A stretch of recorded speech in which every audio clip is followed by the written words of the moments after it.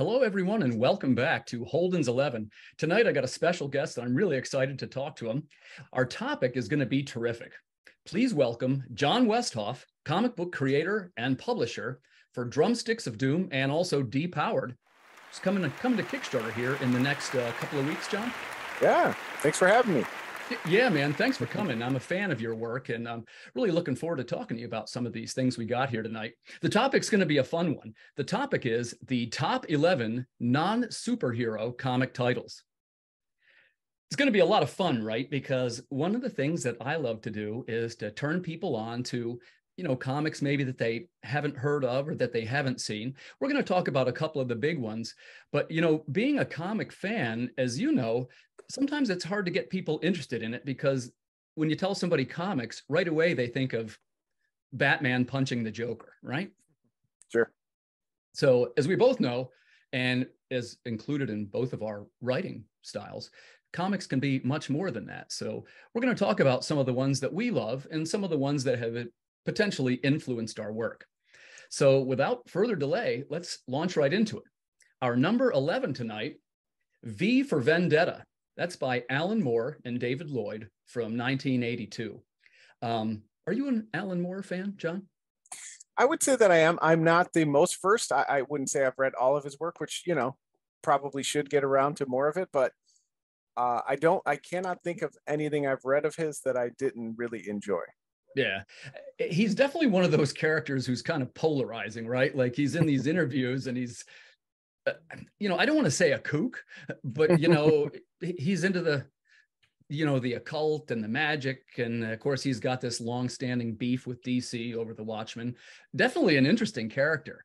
I stumbled across V for Vendetta in 1982 when it was being published new. And I was already a fan of Alan Moore, but this was the first time I'd seen, this is sort of one of his more dystopian works. You've got the future of British society, which is sort of, the government controlling everybody. And if anything, it's as relevant today as it was then. For sure. This is one you can tell why, one in the many of his works from that 10 or 15 year window where he just couldn't do anything wrong. I mean, everything he wrote was so impactful to the community, and a huge part of why we continue to see, awesome non-superhero books throughout the community is Alan Moore is a huge part of that. Yeah, I've read some of his latest interviews, and he just really seems to have this grudge against the comic community, and not necessarily the community, but the publishers who have admittedly done him pretty wrong over the years. So I kind of understand it, and I think in a way it lends to his cachet.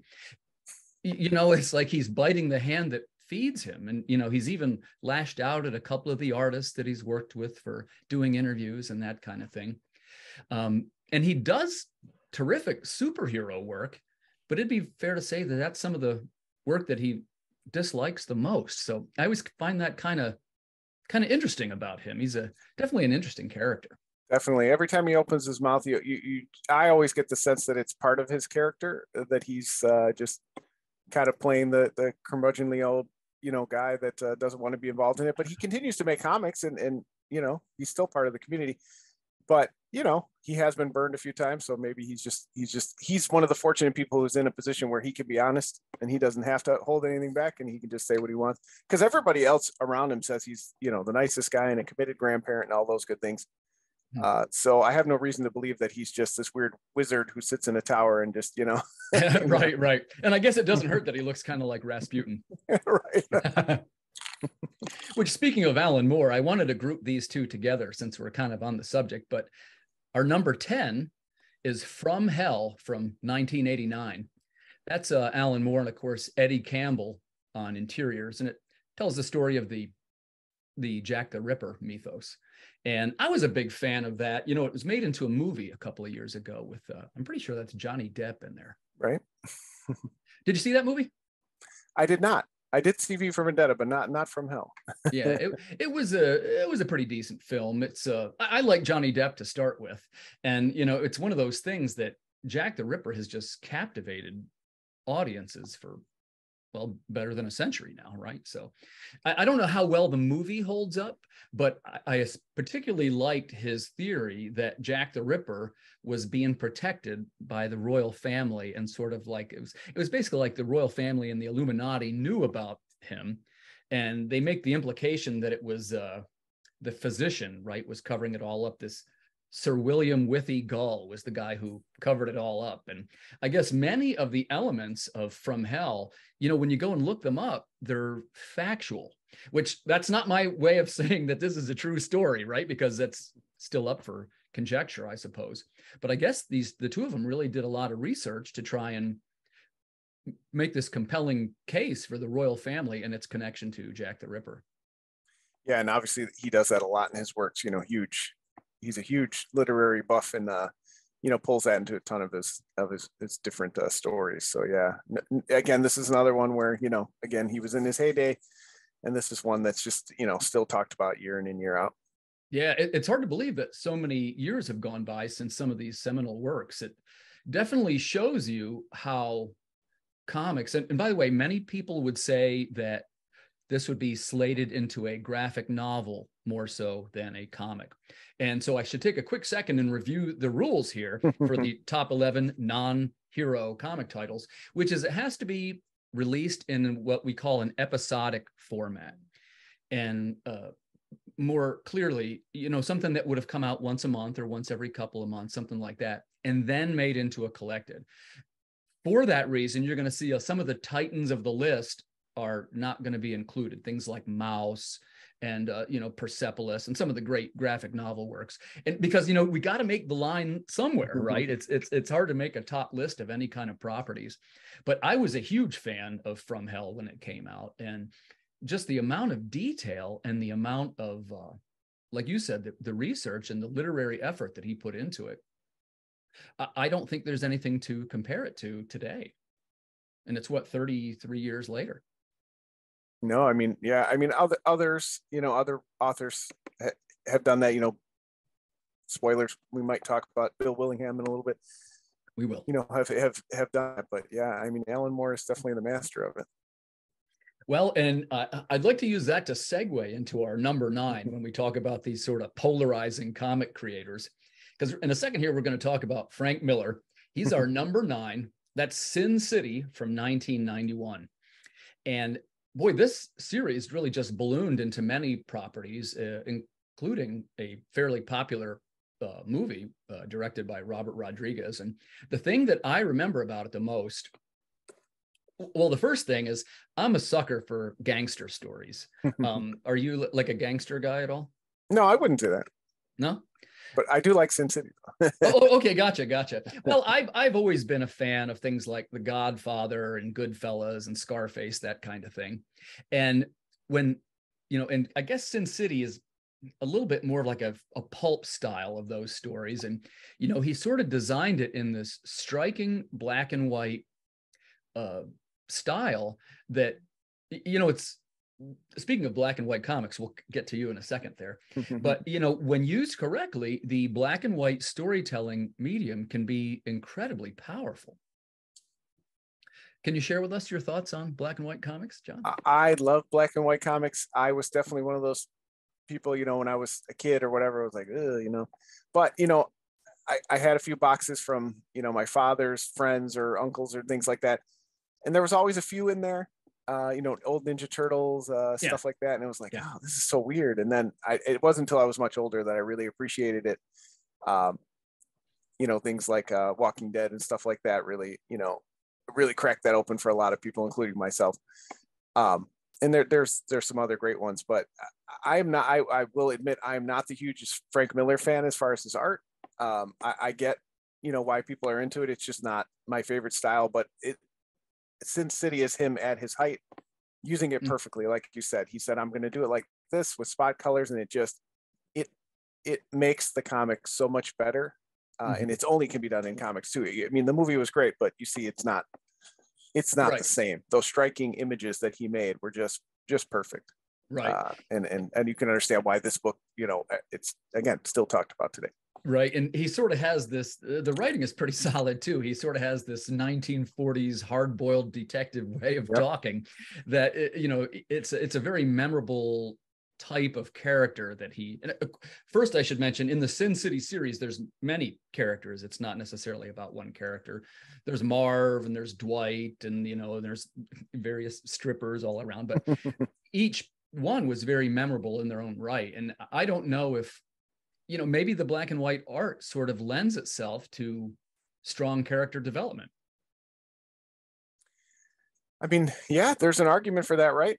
It's just something about it, pulls you into that comic page, especially again when it's done, by a master like Frank Miller. And you're right, it was him really coming together in all things: the writing, the style of it, and then of course the art. Everything really hits in Sin City. Just to remind our viewers, John's not just a writer, but a letterer also. And that's one of the things in Sin City that I thought was particularly effective is he kind of does this, what I call a negative lettering. Like say, for example, it'd be the big words boom, and it would be hollow, but the images would be inside the letters. Do you remember that? I don't remember that. It's pretty neat. Like it would be like, the outline of the letters and the art is actually inside the letters. That was the first time I'd been exposed to that. It's cool. But I'm a sucker for great lettering. And as we were saying backstage, I admire the fact that you're a letterer, and it's something I'm going to take you up on your offer to learn a little bit more about lettering. I've done some amateur lettering. Speaking directly, I'm not very good at it, but it is something that as a craft, I admire it. And, my hat's off to you. I got a lot of respect for people that letter. Yeah. I mean, I think it's a great skill to learn, and it helps as a writer too. So I think but partly it's out of necessity, early on, not having other people to do it, not having a budget to do it. And, but it's really helped me. And I think it helps you with the comic process, even just learning to letter, then you can understand your letterers, prepare your scripts and things better for them. It could just help your whole process. Sure, I totally agree. And it's something that I forget if I mentioned. I actually, before I send my pages to the letterer, I do actually letter them here on a very primitive program called Comic Life. It's a Mac program. This is strictly so I can get the sense of the pacing of the page. And I don't even say to the letterer, hey, do it like this. It's not my end goal. But at least I want to have a feel for the rhythm of the words on the page. And in many cases, I do the editing after my rough pass of lettering. Yeah, and that's great. I can, do it as I go, but that's a good way to do it, because otherwise you're going to get it back from the letterer, and he's going to say, you have 35 words in this balloon. I have room for maybe 10. What do you want to cut? So that happens, often with you have to move stuff around. So I think that's good. Yeah. And not to mention the fact that, lettering is not, of course, just lettering. It's also a strong amount of graphic design skill.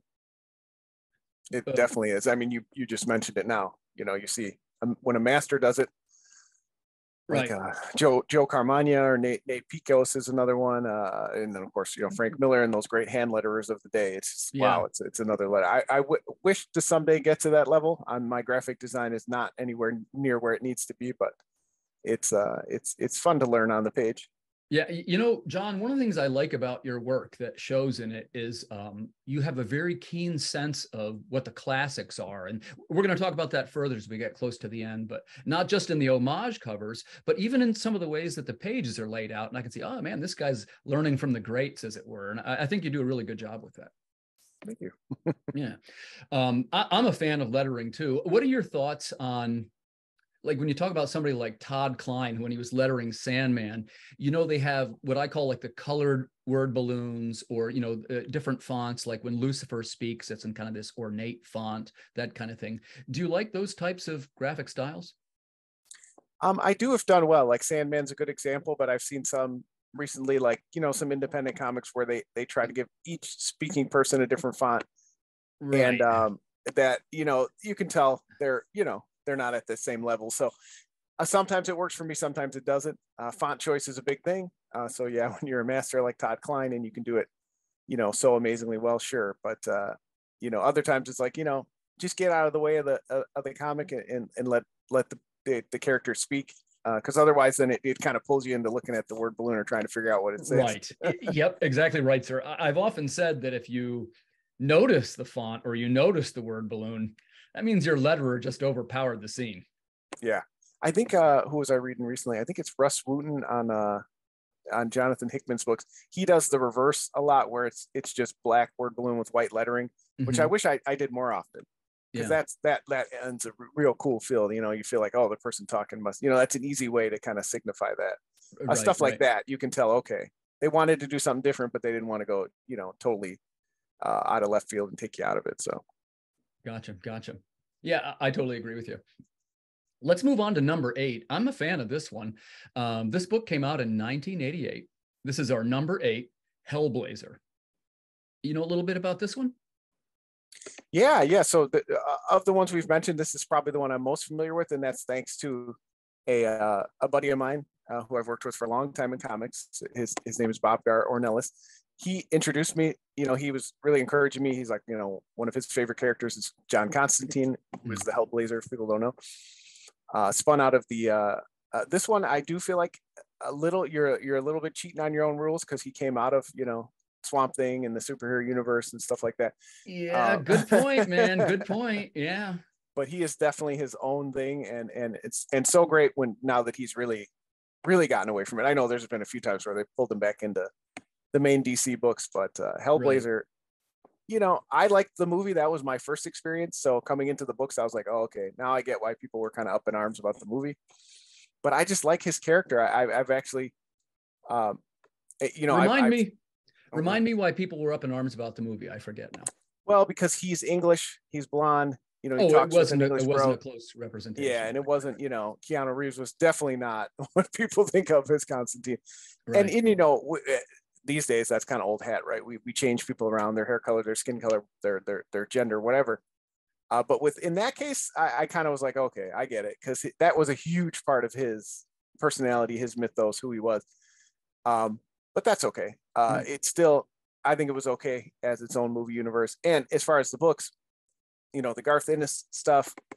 I've read a little bit of the Peter Milligan stuff as well. I haven't read it enough. I mean, he's definitely a character I want to read more of. And he seems like he's a character where there's so many like evergreen titles. You can't say that with a lot of these longer running books, where it's like, read one of these 6 graphic novels, they're all great. Yeah. He's a character that, man, if they just nail a good story with him, it's just so good. It's so good. And I was a fan of him. And of course I was exposed to him in Swamp Thing. And by the way, you make a very good point, John. I can't tell you that you're wrong here. And I almost excluded him from the list based on his close proximity to Swamp Thing, who's kind of a hero, right? But on the other hand, John doesn't really have powers per se or anything like that. It's a little bit more of what I would call a supernatural title. So I kind of gave him a pass. And particularly in the writing style, it's fantastic, but it's not necessarily, it's more cerebral, I guess, is what I would say. He tends to think his way out of things. And of course, there's mystical elements, but there's very few scenes where he's punching his way out of the scenario that he's in. And one of my favorites was, if you remember this one, remember when he had lung cancer, and do you remember how he defeated his lung cancer? And that's the first series that I read of his, again, suggested by my buddy. And it's just, that's like the one you need to read, the Garth Ennis. Yeah. Yes. But I do remember. Yeah. So he had to, he sold his soul to the devil, which at that time, hell was ruled by a triumvirate. There was 3 of them. And so that they couldn't claim his soul, because they would all be fighting over possession of it, and it would destabilize hell. And that's like a perfect example of like the kind of way that John Constantine solves his problems, Yeah, by making bigger problems for himself. Yeah, he finds his way exactly. Our number 7, and this is going to be a good one. I can't wait to hear what you think of this one. Number 7, Fables from 2002. This is by Bill Willingham and Mark Buckingham on art. And this went on for how many issues? I think it's like 110, something like that. It's a very long running series. Yeah. And it'd be fair to say that now this is 20 years ago too. And here's a guy that is still influencing modern indie creators in a pronounced way, in my opinion. What do you think about that? Oh, absolutely. You know, I was definitely a superhero guy. So when you like, when you brought up this list, you know, it kind of brought me back to when, you know, it wasn't until my mid-20s, I've been reading for, you know, a decade, when finally I had some friends like really push me into different directions. And Fables was one of the books at the time that I picked up. It was, you know, several trades in at the time, and was just blown away. I didn't think I would be into fairy tale fantasy, but people just talk about it as one of those books you got to read it. And I don't think it's talked about enough. It is just such a unique, such a at the time, I don't know how to say it, progressive or just such a good book of that era. Yeah. I will admit I never did finish the series. I loved the series up for the first 75 issues or so, which Bill Willingham even admitted that he was kind of encouraged by DC to kind of continue the series because of its success. Right. It felt like it had a natural conclusion, and then it was kind of had a second win, which was good. I just haven't gotten around to finishing it. But those first 75 issues or so are some of the best Gold comics, period. Yeah. And by the yeah. way, it's also a great one to and by the way, you know, to me, comics and graphic storytelling are open to all ages, all genders, all peoples. Okay. But if you happen to have a female friend who says something like, well, I don't really like comics because she might potentially be hung up on what she thinks comics are, I've noticed that, you know, if you turn her on to Fables, they love it. And they almost always say something like, wow, I didn't know comics could be like this. So it's whenever I have any kind of female friend who happens to not like comics, the first one I kind of recommend is Fables. Fables is a good one. You again, not to spoil, there'll be another one on the list too that I would recommend. Yeah, okay. To those who identify as female, it seems to, at least.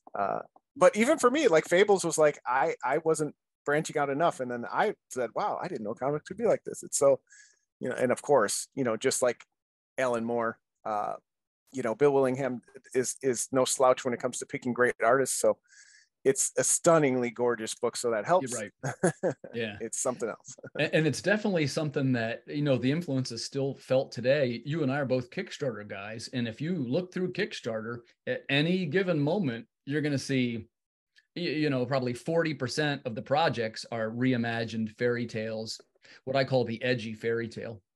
Yeah. So, you know, that's something that,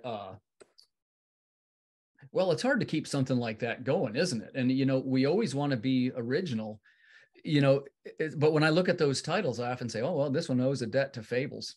For sure. Yeah, that's putting it mildly, probably. All right. So our next item on the list, John, is probably going to cause a little bit of division.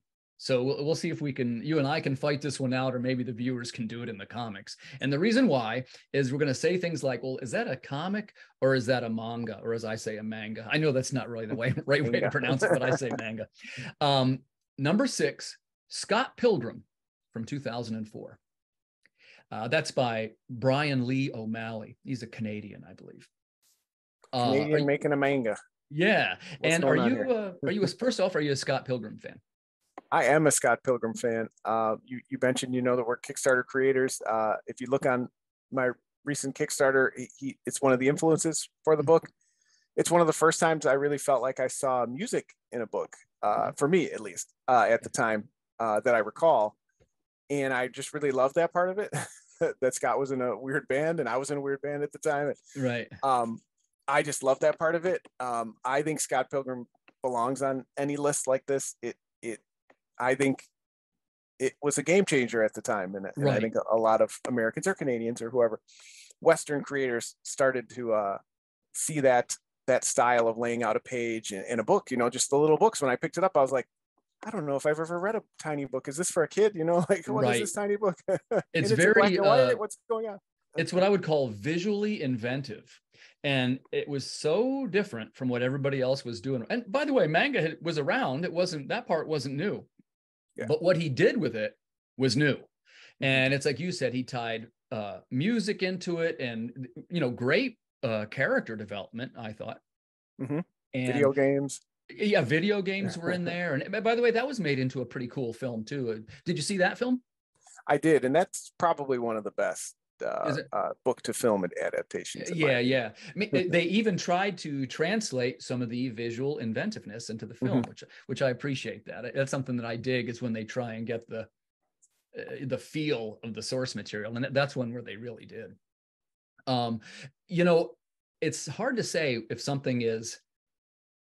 I didn't want to exclude it based on being a manga, but I also felt that it was so influential, I'd have been doing us all a disservice if I didn't put it on the list, because again, these are things that we love and that you and I love to talk about, right? So if we love it, viewers, if you haven't seen Scott Pilgrim, or if you haven't read Scott Pilgrim, definitely check this one out. It's definitely one of the best non-hero titles, and it'll change what you think about comics.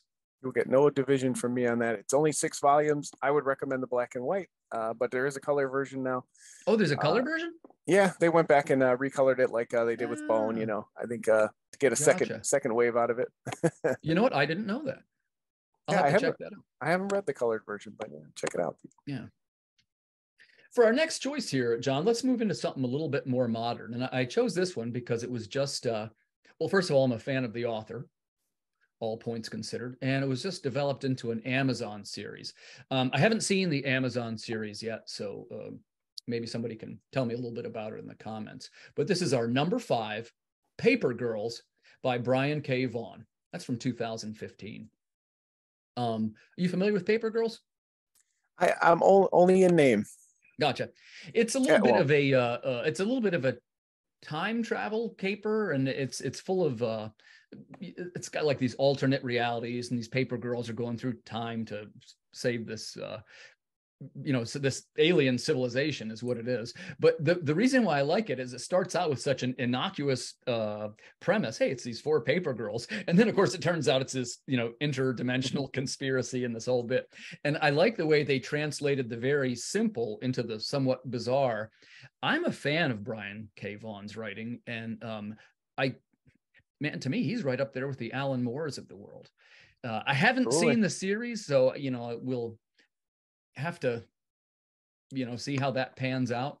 But again, if you think you don't like comics for any reason, this is definitely one of the ones you'll pick up, and you're going to say something like, whoa, I didn't think it would be like that. Yeah, I can definitely understand why you added it here. To me, it's just, I mean, I can't doubt it, because everything I pick up from him, I really enjoy. I can't think of anything I've read from BKV that I haven't really enjoyed. So it's something I've heard nothing but great things about.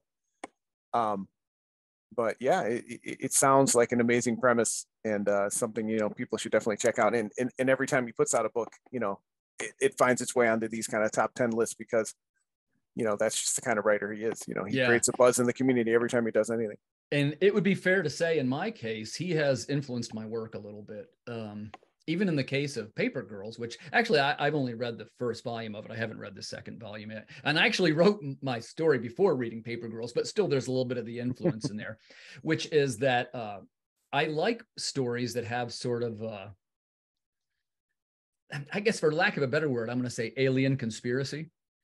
And I think it's something that translates very well into putting a regular human character into sort of this really impossible, weird, and somewhat surreal scenario, and then see how they respond to it. So I got a new book coming out that's Call of the Cryptid, and that's ours is very much along those lines. It's basically just the short pitch is a young girl has an alien encounter, and after the alien encounter, she has the ability to communicate with these extra dimensional creatures. And it's full of weirdness. I try to pattern it after, some of the really weird stuff. Nice.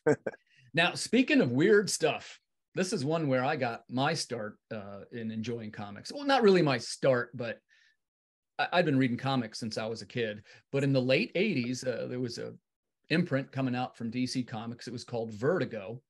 And there was a lot of comics which were new and inventive and well written. And it was when people started to say things like, wow, comics can be good. And of course, I'm referring to The Sandman from 1989. written by Neil Gaiman, of course, and also has got a pretty popular Netflix series going. Yeah, and again, you're cheating there. You know, Sandman dances that line in there. He pulls in a couple of DC characters every once in a while. Yeah. I know he's kind of on the line, right? But I don't know if he would be. I don't think anybody would classify him as a hero necessarily. Although no, and again, just like Constantine, it's almost fitting because they were the ones who really, they almost like metaphorically pulled us away from superheroes. Right. They started with their foot in there, and then they were like, let's go over here, and you're like, oh yeah, let's follow Sandman. He's great. And I feel bad. This is a bad comics fan. I've not read enough Neil Gaiman. I've only read the first omnibus of Sandman. It's amazing. I'd be remiss if I didn't mention my hero in comics, and that's Sam Keith. You know, of course, started the series. Again, if we mentioned, just like we should have said with BKV, all of these amazing writers know how to pick artists or get teamed up with the right artists. So it started with Sam Keith, and then of course continued with Mike Dergenberg.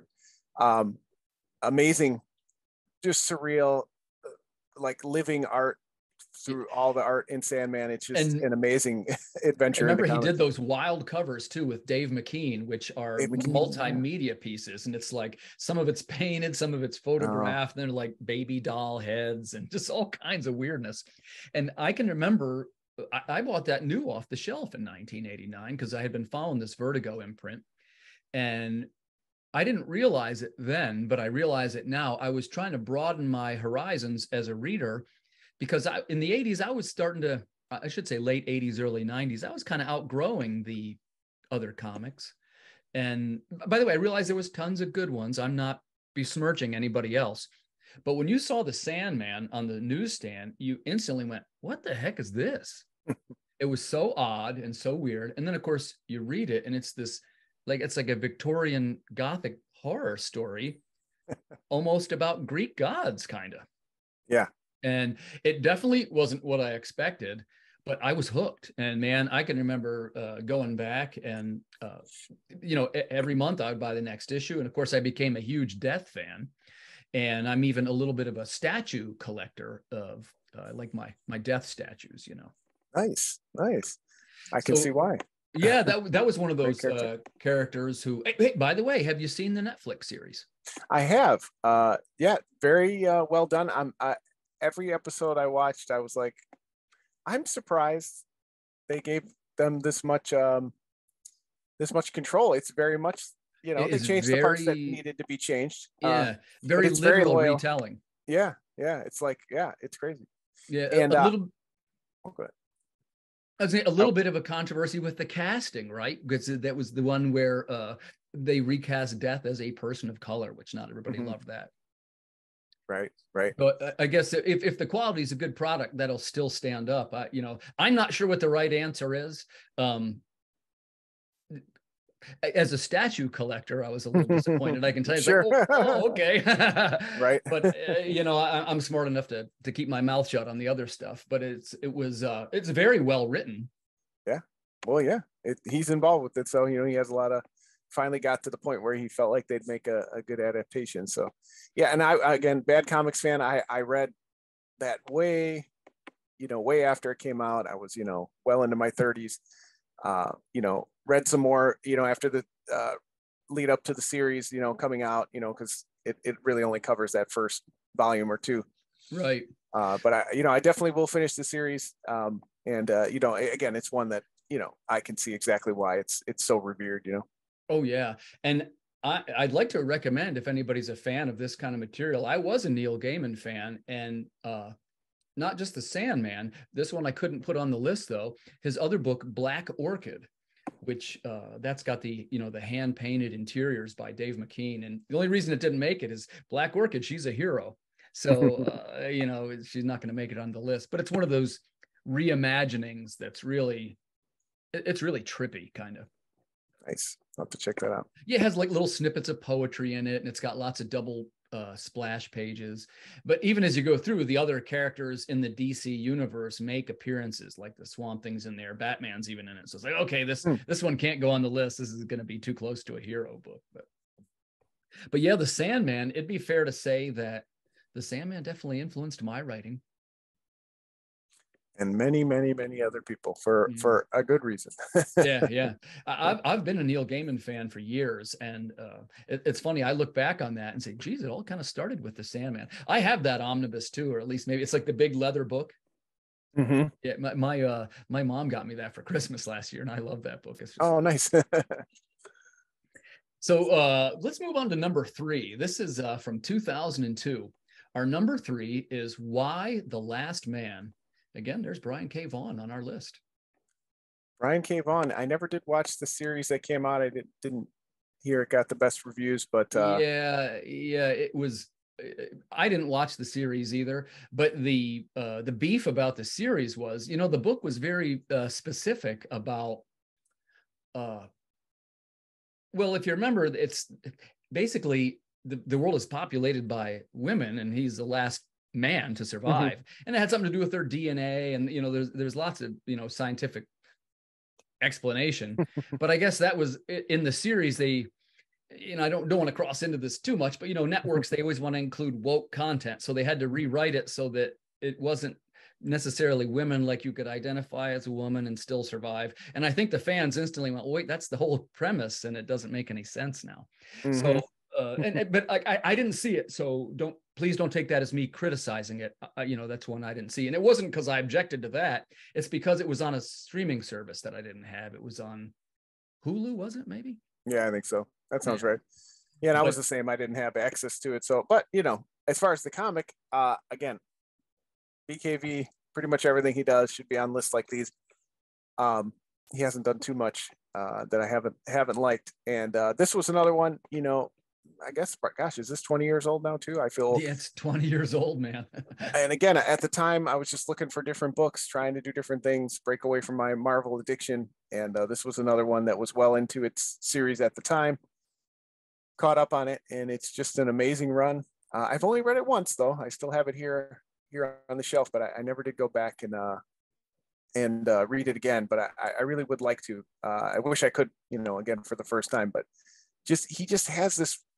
Just his writing style, there's just so much emotion to the characters, and why himself is this kind of, like a lot of us, this, dopey, nerdy guy, and doesn't know why he got thrust into this situation that, seems impossible. And I think Brian K. Vaughan has a great sense for drama too. And like, for example, one of the scenes that sticks with me here, it's 20 years later, I remember it. Remember, there's some astronauts that survived because they weren't on planet Earth, and they crashed to Earth in their capsule, and they're all getting ready to get out of the pod. And oh my God, thank God there's a couple of human males that survived, and the capsule catches fire. And he goes, women and children first. And they both grab the female astronaut and they help her out the door. And then the capsule explodes, killing both men. I actually forgot that part. Yeah, it's pretty powerful stuff. Yeah. He not everybody can do drama and romance and not have it come off real cheesy. And he just has like a natural, which it makes sense why he's transitioned to some TV writing and other things. Yeah. Right. And I was going to say, one of the things that I've noticed about him, and I mean this as a compliment, not as any kind of detriment, he writes like a screenplay style. And what I mean by that is, he tends to use a lot of cliffhangers at the end of chapters, and, things like that. And I guess it would be, I'd have to mention I hope I'm pronouncing her name right. That was illustrated by Pia Guerra. And just unforgettable artwork on that book. And I feel it really, boy, just what a terrific job creating that world. Absolutely. Now, while we're on the Brian K. Vaughan train, man, our number 2, Saga from 2012. The first time I read Saga, and of course I picked it up because I was already a Brian K. Vaughan fan. At the time I was, I had a retail comic book store at the time. I don't know if I ever told you that, but I used to have a store. And this book had a little bit of hype around it. They're like, man, if you like sci-fi, you got to check out Saga. And one of the things that I love so much about what Brian K. Vaughan did is like, he just pulled the gloves off and said, I'm going to make characters that are so weird that all of you are going to be like, just, dumbstruck. And I was, and it's easy to say, I'm going to make a weird character because then maybe you don't really care about it. It's too weird. But he created these completely weird, surreal characters and then made you totally invested your emotions into them. And, they've got the same thing too with the interstellar war and these grand and epic, things that are happening in the background. But at the end of the day, Saga's a love story, right? It's these two characters that are in love and, they're trying to protect their baby and that kind of thing. So well done. Yeah. And, as we've mentioned a few times, Fiona Staples, again, Brian K. Vaughan's like, all right, I got this story. How do I make it legendary? Okay, I'll grab, the best artist for the job. And she's amazing. I have actually only read the first 10 issues, and I'll be honest, some of what you mentioned with the weird characters being weird, I'm like, you know what, let me let this series wrap up, and then we'll see. Right. And I'm actually glad I did, because I wasn't digging it as much, and then it took a long hiatus. So I think I'll get back to it when it wraps up, because I trust BKV. But this would be probably the only one of his where I wasn't over the moon with it right away. No kidding. Like Pride of Baghdad or Why the Last Man, where they're just Man, Pride of Baghdad too. That could have put a spot on the list with that one. Absolutely. Was that released episodic? I only had the graphic novel version. I think it was straight to, yep. I think Vertigo did straight to graphic novel. Gotcha. Yeah, but yes, good. I can understand Saga's influence, and the reason Saga belongs on a list like this is because it's one of the few books in this modern age of the last 10 years that really just has this buzz and sells out like crazy, and just not every book, most books don't do that anymore. Right. So it's just a phenomenon in itself, and because of all the reasons you said, it's a perfect marriage of art and writing and weirdness, and that's what people want out of comics. yeah, it really is, man. And some of the visual stuff that they had done would be some of the, like, it would be difficult to replicate even in film, like with the special effects, or I guess nothing's impossible these days. No. But they got the character with the TV head and the lying cat, like it's all very odd. And by the way, you're not wrong, John. The first time I read it, if you read the first one, it's like, what?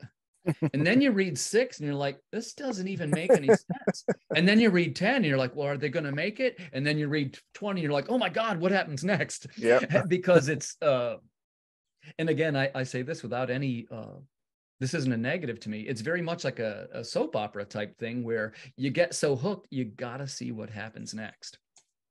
Yeah, and I can appreciate a writer like that who suffers no fools. And even though it's in periodical form, he knows there's a longer form story. And, right. You got to stick around if you want to figure it out. Hey, and John, based on that, I want to ask you a quick creator question. When you're plotting out your stories, I'm going to ask you a little bit about your writing technique, if you don't mind. Sure. Do you ever, when you start a series and say it's going to run for X amount of issues, do you write it with the ending in mind right away? Or do you set the characters on the train and kind of wait and see what happens? I definitely have endings in mind. I think I have trouble starting if I don't know where it's going to go eventually. 15 years ago when I started, I definitely was like, oh, this is fun. Let's just meander around for a while. And then I realized, I was kind of holding the artist hostage, kind of trying to get to a point. So I definitely, I try to come in with something in mind. There's at least a couple waypoints along the way where they're going. Yeah. Before I kind of get the series kicked off, but I'm definitely let it flow in between person, and I probably shouldn't be. I take manic notes, and I have all these notes about all these cool moments and things that are going to happen in beginning, middle, and end type of stuff. Yeah.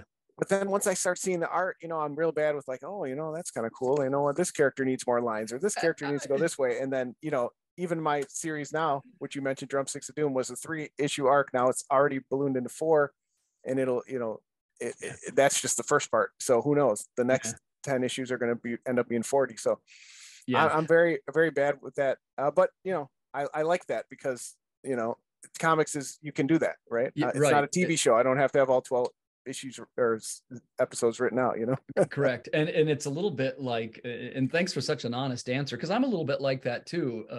There is an element of creativity which I call flowering, and sometimes, let's say you're 2 issues in, and it's like you said, it's like it might be cool right here. And it's sort of it's like another tentacle coming out of an octopus, or this character should have more lines, like you said. That's a great one, and I definitely do that. And definitely when working with artists too, you see that character, and then all of a sudden they gain their personality, and then it's just like, characters that I had no plans for after one scene, all of a sudden I want them to come back. So I think that's a fun way to do it. And I probably shouldn't do that as much because it ends up ballooning out of control. But Yeah. That's how Well, I am. and I totally get that, brother. And let me tell you, I'm the same way. And I love to develop characters. And when they get to that level, it almost kind of starts to write itself, if you know what I mean.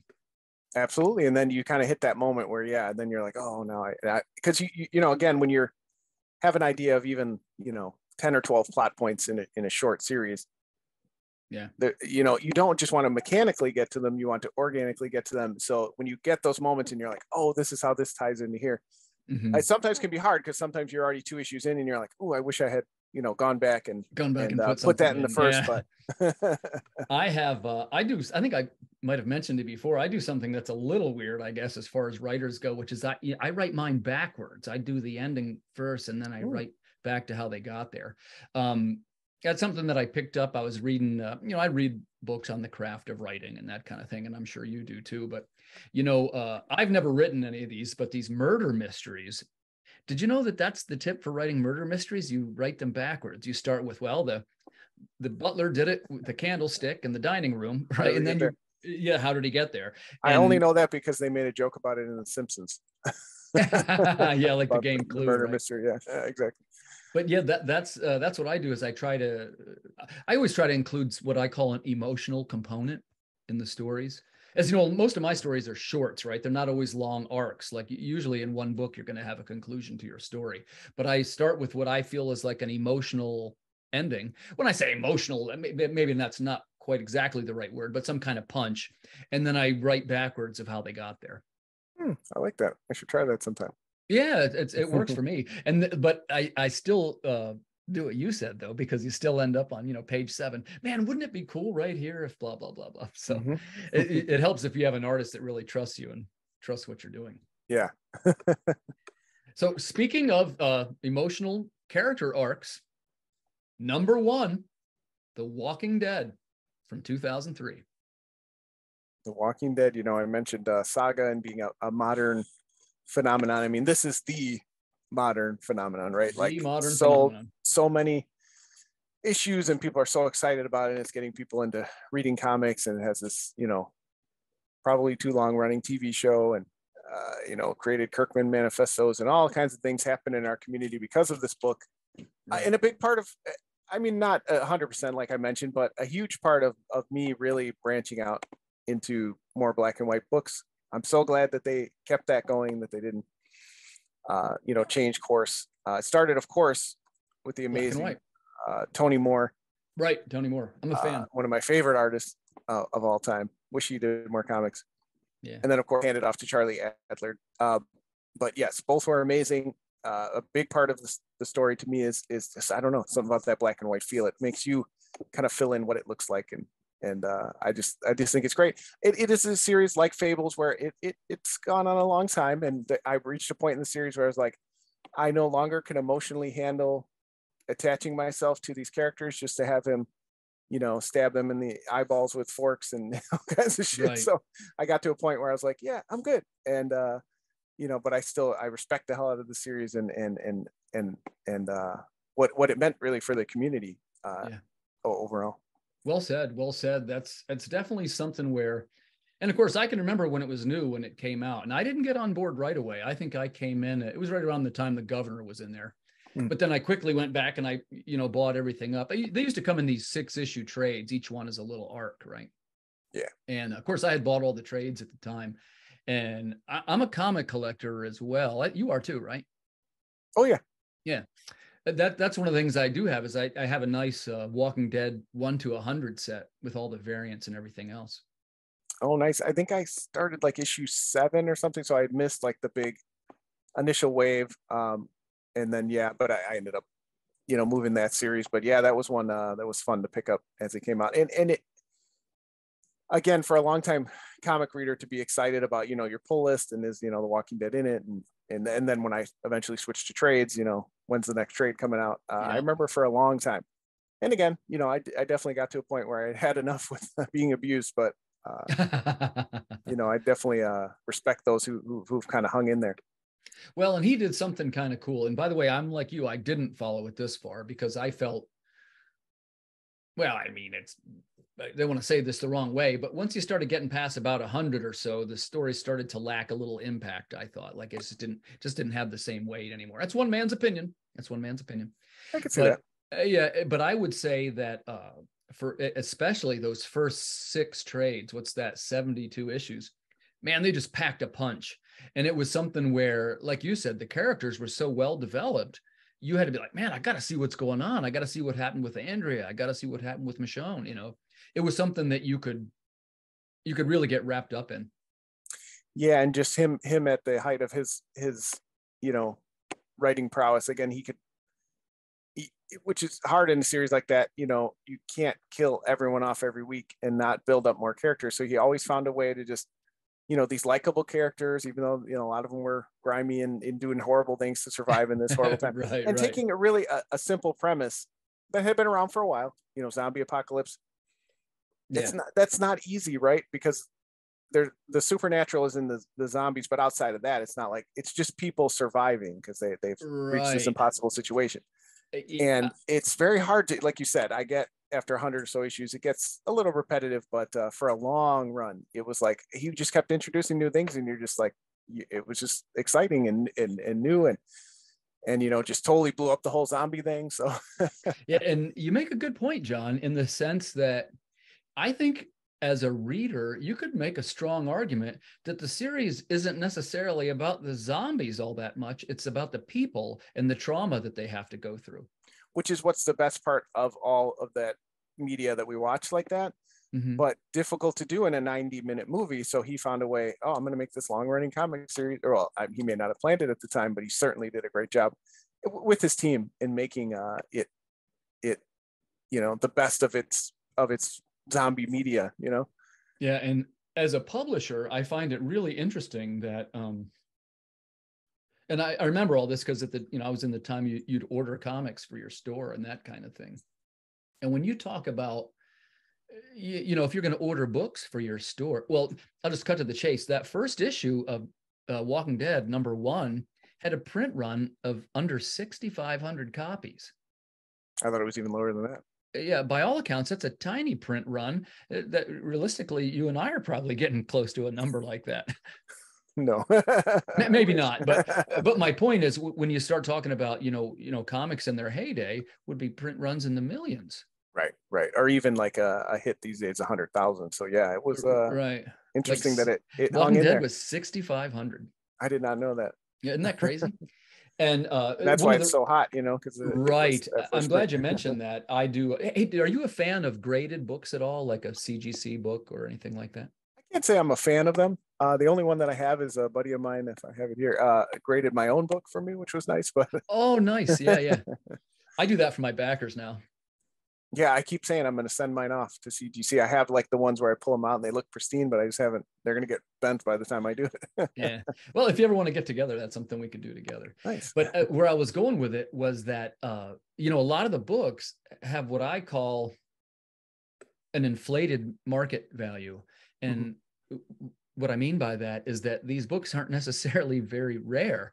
Like when you talk about some of these old Silver Age books, like, let's say Amazing Fantasy 15. Well, the reason why it does crazy amounts of money is because there aren't any other ones. Right. But when you get threw them away or people threw them away and they're very rare. Yeah. So when you get to some of the moderns and you see these big numbers, and when I say big numbers, even, a couple of $100, that's way too much for something that there's still 25,000 copies out there in the wild. That's not a rare book. Right. So it isn't necessarily rarity that's driving the value of it. And I love to talk about the small economies of the comic industry, but something like Walking Dead 1, you got yourself a rare book if you got one. Yeah. Rare in the grand was scheme. Another example, right? Chew #1 was like, when they're under 10,000, because those image books, they, printed them to order and then, then people didn't figure it out till the second or third issue. Well, now the first run's already done. So yeah. Right. And I guess they're even going back now, and that's one of the ones that was recolored. Yep. Yeah, I did hear that. I haven't seen any of the colored ones, but it was. I read in an interview that one of the decisions of why they did black and white, #1, was for budgetary reasons, which it seems hilarious now. But the other reason was because they felt that particularly with the artwork of Charlie Adler, that the black and white lent itself toward not being censored by Americans. Meaning, like, if everything was splashed red everywhere and eyeballs, it would look a lot worse, so to speak, in color, if you know what I mean. Wow, I hadn't heard that. But yeah, I Yeah. definitely did hear about the budget thing, that they were like, well, you know, we're doing it on our own. We're at Image. We're new. Yeah. Tony Moore, that young creator at the time. Yeah, right. And isn't it funny that when you talk about, because look, let's be honest, some of the characters that the founders of Image, you got your Liefeld and Portasio and, titans of the industry, right? And here comes little Robert Kirkman and basically smashed every record they had. So, yep, amazing. There's life in comics, man. There's life, man. He gave us there's life there. So that's our conclusion of our top 11 non-hero comic titles. Viewers, if you'd like to agree with us, or especially if you'd like to disagree with us, please share your opinions in the comments. I'd love to hear what you think. And while we're on the subject of these types of books, I think that if you like sort of unusual titles and something that's a little bit off the beaten path, I think you'd like the works of John Westhoff and his latest titles. I'm a fan of his work, as I said, and we're going to talk a little bit about the project that you have coming up, which is your new Kickstarter, which is for 2 titles. That's Drumsticks of Doom, which I love, and Depowered, which I don't think I've seen Depowered yet. I read the blurb of it, but John, can you tell us a little bit about, well, 2 things. First, what were your inspirations for these 2 books, and what can we expect with the new release? Well, thank you so much. And I definitely, I influenced by a lot of the works we talked about, but I cannot, compare myself in any way to these amazing writers, but I try. About 15 years ago, I met up with some people on a message board and decided to do some comics. Really didn't have any desire to be a writer or anything like that. Just thought, I'm kind of transitioning out of being in a band and kind of need some sort of creative outlet, and kind of just interested in it. And it's just kind of snowballed from there. So now I think this will be my 13th Kickstarter. I think my 15th crowdfunder overall. The 4th one in the last year. So yeah, things have been rolling good. The company I'm with now, I'm the sole proprietor for Part-Time Comics. Congratulations. Thank you. And yeah, so Tim had mentioned, he may even put graphics up, but we have our smash hit success from last year, Drumsticks of Doom. That's cool. I have that one. That's awesome. We have these amazing metal covers, if you can see them, shining cool, from man. Maria Wolf. Drumsticks of Doom, first and foremost, is inspired. One of the people who's mentioned today, Tim and I did not even talk about it, but for him to mention Scott Pilgrim was, I definitely enjoyed that, because that's definitely an influence. Musical comics like Doom Boy, Scott Pilgrim, Moonhead and the Music Machines is another one. These comics that just they put music on the page, a silent page, and you feel the music coming back at you. Just enthralled me for so many years. So much so that I started a music themed anthology called Banthology when I was with Kingbone Press. A couple of buddies of mine, we realized, hey, all these comic creators around us are also musicians. Let's make comics about music, and we'll do a music themed anthology. And we did 3 volumes of it. That's how I met the artist, Dan Doherty, who's the main artist for Drumsticks of Doom. And I wanted to do a book with him ever since I saw his story in the first Banthology, which was about a musician who gets that desire to play live on stage and can never shake it. And I was like, wow, he literally just nailed that feeling that you get at being a young musician, and you can never get rid of it, no matter how, well, especially for those of us who didn't really have the big successes, or maybe had a small taste of it and never really got back there. So yeah. And that is a big part of what inspired me too, seeing Dan's stories. And then he's also a working musician and an amazing artist. And so I pitched it to him, finally got off my ass after like 7 years sitting on the story, and said, hey, Dan, do you have time to draw this? And he's like, yeah, let's do it. So we're on the 3rd issue now. We have an amazing cover here, and hopefully Tim can put the graphic up for us. We're gonna while we're on the subject, so we're gonna have a graphic here. This is the grand reveal of the new cover. Reveal. Drum roll, please, for Drumsticks of Doom. The awesome cover, and for those of you who are into Tim's other hobby of music, you might recognize the heavy metal homage here. We have the amazing cover by Dan Doherty, which of course is a tribute to the Hail to England album by Manowar, which is a huge inspiration for the for the story in general. All men play on 10. All men play on 10. The original pitch for Drumsticks of Doom was, what if Man-O-War lyrics were real in this day and age? And then I was like, well, nobody's going to read that but me. So I would, brother. I would. So then I was like, well, what's the story outside of that? And we have a young woman who, in a world of heavy metal, where Black Sabbath was the most popular band in the world, not the Beatles, she just wants to play her indie pop music. Well, in this case, in a world of heavy metal, that's pretty tough. So she's still playing in her fledgling high school metal band after she's out of high school, and she's just trying to figure out her way when these magical drumsticks come to her. And she's thrust into a battle between heavy metal and the non-heavy metal fans. So we're only 3 issues in. It's the first arc is 4 issues. Should be wrapping up this spring or early summer. And it's been my biggest, financial and backing success since I've started. So, I'm really happy to see the 3rd issue coming out soon. Well, congratulations, John. I think it's a great concept. And just in closing, I want to say, I think you're a heck of a guy, and I appreciate what you do for the indie community. And you're one of those guys who you walk the walk as well as talk the talk. I see the way that you supported the other creators, and you're very motivational and very positive, and including with supporting my project. So, man, I just want to say thank you. Well, thank you so much. Yeah, and it's kind of awkward because I had a book last year, which you mentioned, you hadn't even really heard of, because I'm kind of always talking about drumsticks, but we had another book last year, which was Depowered. And, we kind of stumbled, and it kind of made me like, well, can I do this? Did I do it at the right time? Did I push too hard? But we're back for issue 2. So I'm kind of sandwiching them into one campaign because it's so your current campaign, and by the way, viewers, I will put the pre-launch link into the comments. So if you're inclined to follow John's project, please check that out. I'll put the link down there. And so I understand this correctly. This is a sort of a 2-for-1. It is a 2-for-1. Not always advisable, because sometimes it's hard to pitch, 2 books at once, but right. Both of them, I think, are a couple issues in now. So hopefully we've got, the word of mouth with the books will be there. But Depowered had a bit of a stumble last year. What do you mean by a stumble, John? Well, I had an unsuccessful Kickstarter. I hadn't had one in many years. Set the goal a little bit too aggressive. Then I tried to do an Indiegogo. That colossally failed. Didn't even get 10 backers. Then I did a straight to website pre-order, and bless the hearts of the 57 people that ordered it. Was nowhere near where I needed to be. So I kind of was faced with, do I shelve the book? Do I keep relaunching it? Do I keep making the same mistake? So I kind of sat on it for a while, and now we're ready to come back for issue 2. I'm done feeling sorry for myself and licking my wounds. We got the team back together. So we have the awesome team of Ronaldo, got the band back together. Bob Ornelas, Ronaldo Lay, Don Cardenas on colors, and John Bourne is doing some additional art for us. We've got amazing, again, you can click on the campaign and see all the awesome covers and things that we have. So I appreciate that the team kind of sat on it for a little while. It didn't launch how we wanted to, but I think it's a strong book. You mentioned this episode was about non-superhero books, and in a way, this one is like our Constantine friend or Sandman.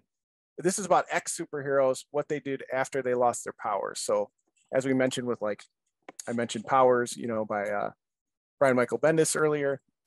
These are the kind of books that I like, where if you're going to do superheroes, we don't ever really see them in their costumes or anything like that. It's more about, and again, in the case of Dax, our main character, he lost his powers 10 years ago, and he kind of just sat around feeling sorry for himself. He wrote a tell-all book about his peers that didn't go over too well, and now he's going around on the convention circuit kind of selling it when he has something stolen out of his hotel room, and he's thrust back into trying to figure out where he stands as a person and as an ex-superhero that's lost his powers.